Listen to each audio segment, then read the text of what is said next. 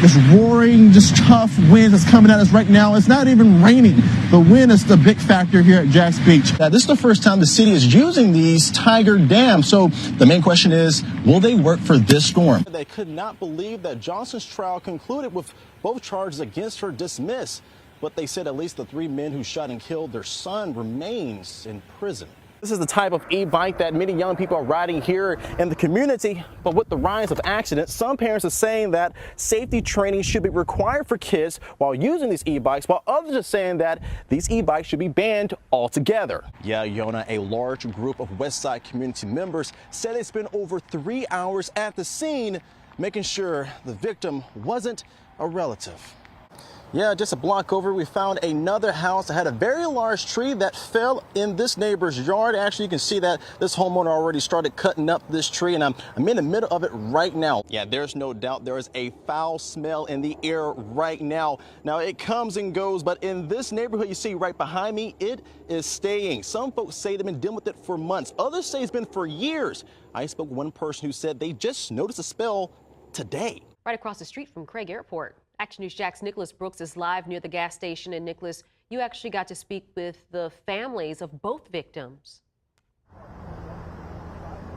Yeah, that's right, Tanika. Both families told me that the men was just in the wrong place at the wrong time. And the deceased victim's family says that the man was just walking by the gas station when the shooting happened. And the other victim's family says that he was just at work at this car wash right behind me, which is right next to the BP gas station. GSO officers flooded this BP gas station Wednesday around 3:20 p.m. on Atlantic Boulevard near St. John's Bluff in response to 2 men in their 20s being shot. JFRD arrived on scene, pronounced one of the victims deceased, and transported the second victim to an area hospital where he's seeking medical attention. I know one of them, that's my boy, man. He good people, man. He family. All this, I mean, when is it gonna stop? Kendall Jones is the cousin of the man who was killed. He only revealed his name was Jermel. Jones says he's heartbroken and last spoke with the victim on Tuesday. He take care of his. He had a good job. He was happy about the job that he just had. He added that the victim was a good man with 2 kids, and he always stayed on the right path. He was not a gang member. It's senseless killings. He was an innocent bystander. Police say that the second victim is suffering from a gunshot wound to his leg and is currently in the hospital receiving treatment. I'm feeling saddened with everything because I just lost another grandson 5 years ago under the same situation of a drive-by shooting. Sharon Frank is the man's grandmother. She only identified him as Michael and says he works at the car wash next to the gas station. But I'm also thankful that it didn't kill him. Now, police say that they believe that multiple guns were involved since they found several casings at the scene. That's where you see GSO is still out there. And as of right now, no arrest has been made at this time. For local coverage, you can count on reporting live in Jacksonville. I'm Nicholas Brooks, Action News Jax. Nicholas Brooks is live at the airport. And Nicholas, the fire was in the Hourly garage lot closest to the airport terminal. And you spoke with a traveler whose truck is stuck there.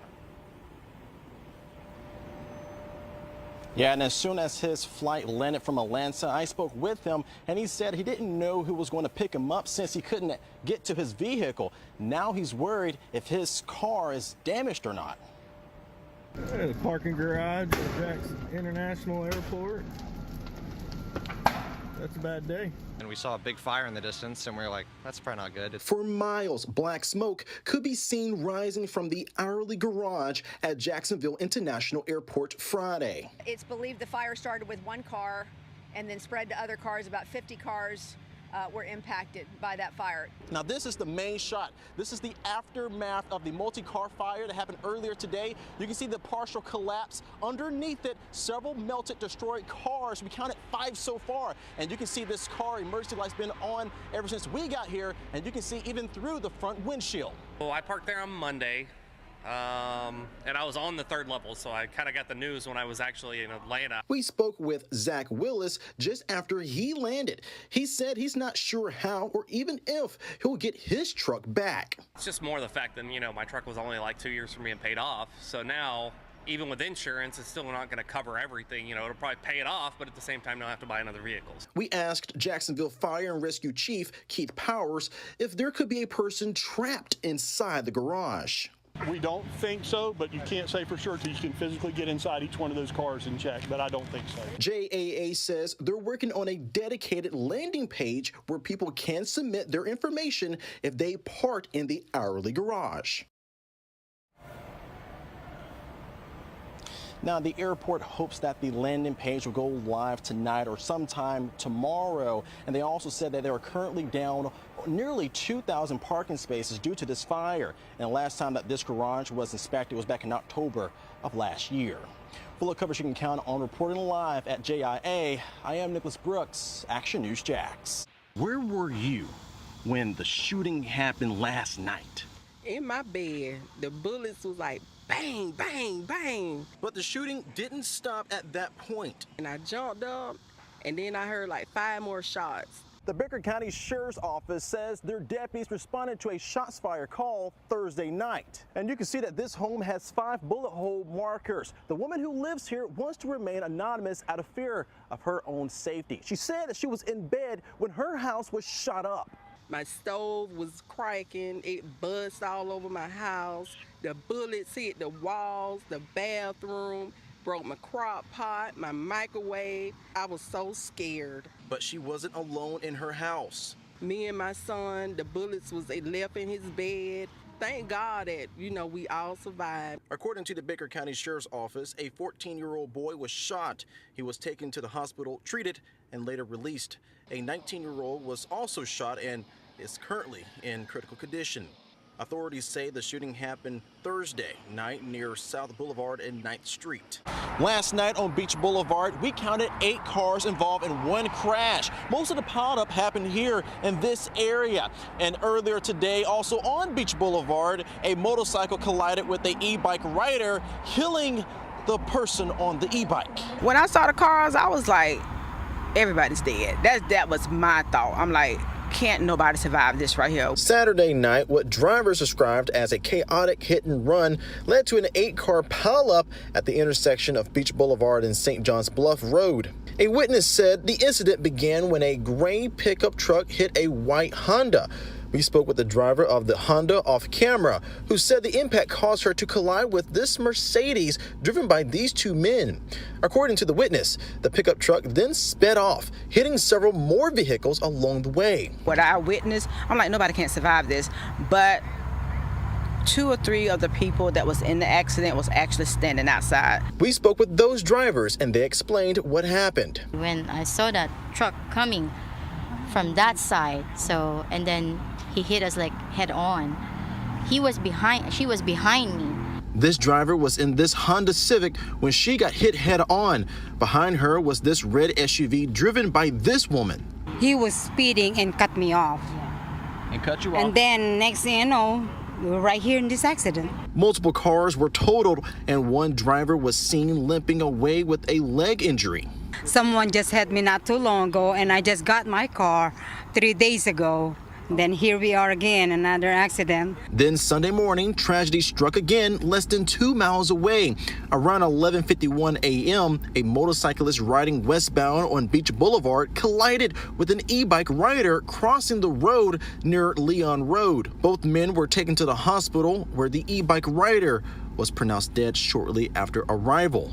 Both accidents caused major traffic delays on Beach Boulevard. And we're still working to find out more information about last night's crash. Authorities say that this is the 83rd traffic fatality so far this year in Duval County and the 7th involving a bicyclist.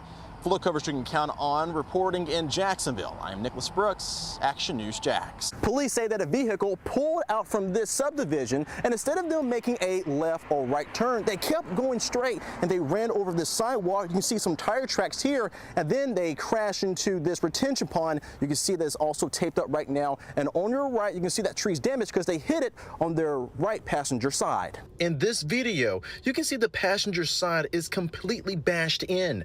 According to Jacksonville Sheriff's Office, the vehicle was submerged and no one exited the truck. Kiana Duckley said that when she and others arrived, they saw a person trying to help the victim. Somebody jumped in to help, and police made them get out. Hours after the crash, JSO's dive team was still on the scene working to remove a person from the vehicle. We all got questions, but really no answers yet.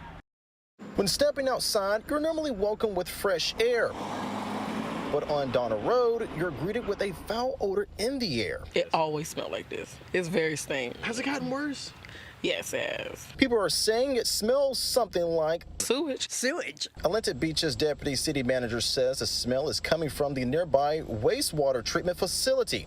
People living near the facility say the odor is more than just unpleasant. It's affecting their quality of life. The facility is located right behind Kiana DeLoach's house. She says she's been smelling the odor since 2001. People who's been here were used to it. Newer residents say they just started noticing the smell. I've only smelled it today. Typically, I don't really smell it unless I'm driving my golf cart towards the beach and I have to drive past the sewage plant. Now the city of Atlantic Beach says it's taking action. Officials confirm order complaints and point to a temporary wastewater diversion during pipe repairs as a recent cause. City crews have inspected the facility and outlined a preliminary action plan that includes installing screen covers and reconnecting air filters, repairing odor control systems, removing septic waste and improving airflow, cleaning and fencing dumpster areas, stopping use of certain drying beds, exploring chemical treatments and better truck maintenance protocols. I'm very happy about that because the money that we pay to City of Atlantic Beach is not cheap. We pay for the sewage, we pay for the water. So with all that money, I hope they are using that to fix the smell.